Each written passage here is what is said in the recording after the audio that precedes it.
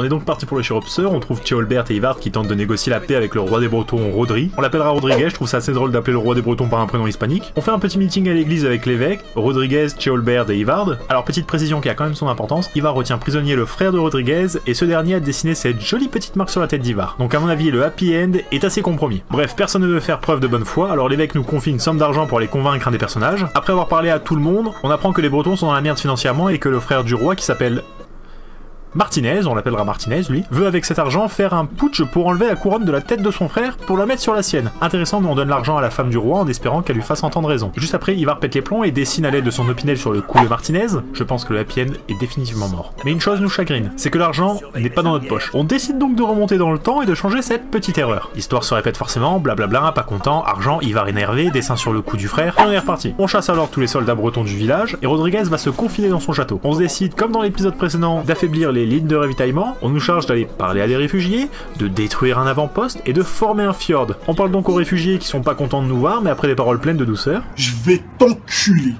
Je vais te briser tes os, je vais te boire ton sang. Il nous donne les infos qu'on voulait, notamment qu'il y a un camp à la carrière. On y va et sur le chemin, on débloque un point d'observation qui nous montre où est l'avant-poste de Wenlocan. Mais ça, on s'en occupera après. Une fois à la carrière, il y a les chariots de ravitaillement à détruire, mais également des prisonniers qui pourront former le fjord, c'est-à-dire la chair à canon. Visiblement, l'IA des Bretons est aussi conne que celle des autres. Que se passe-t-il? Que se passe-t-il? Une fois tous les chariots détruits, on repart au point d'observation pour attaquer l'avant-poste. À l'avant-poste, on doit voler la cargaison. Une fois fait, on part à Westbury où Ivar nous attend. Sur le chemin, on tyrannise un petit peu les soldats et à la ville, on tombe sur les inséparables. On a choix entre l'attaque discrète et l'assaut. On prend l'assaut parce que bon, la discrétion nous mène toujours à l'assaut. Et on attaque à 3, avec dans l'équipe un puceau et Ivar qui a les mêmes animations que les ivrognes du jeu. Putain, à 3 contre le village entier de Bretons. Bon, en même temps, vu comment ils sont cons, ça va pas être très compliqué. On tue tout le monde et merde, mais qu'est-ce qu'il fait là-haut lui?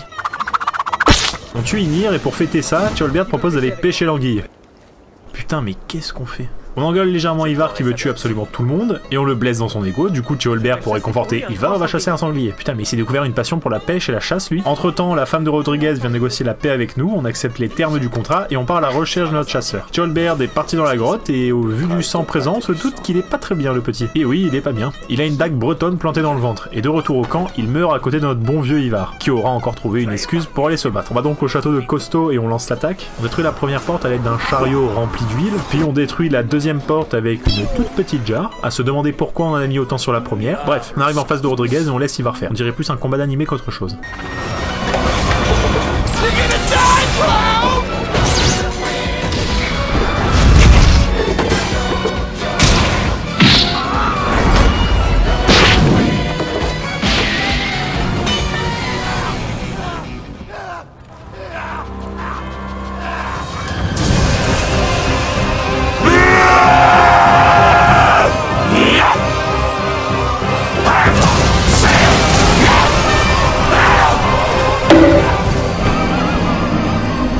Au final, Ivar gagne contre le roi, mais ne le tue pas. On le porte jusqu'en haut de la montagne, où Ivar lui afflige l'aigle de sang, et juste après, il nous dit que c'est lui qui a tué Ceolbert, pour pouvoir tuer un autre roi. On le combat, il nous fait des mouvements à la Matrix, et on le tue. On ne le prive pas de sage pour qu'il puisse rejoindre le Valhalla, et on repart voir l'évêque. Comme tout bon opportuniste, l'évêque s'est proclamé Elderman comme un grand, et il nous dit qu'on est à présent alliés. On repart voir la statue de Sir Randvi au camp pour décider de notre prochain mouvement stratégique, et ce sera lequel.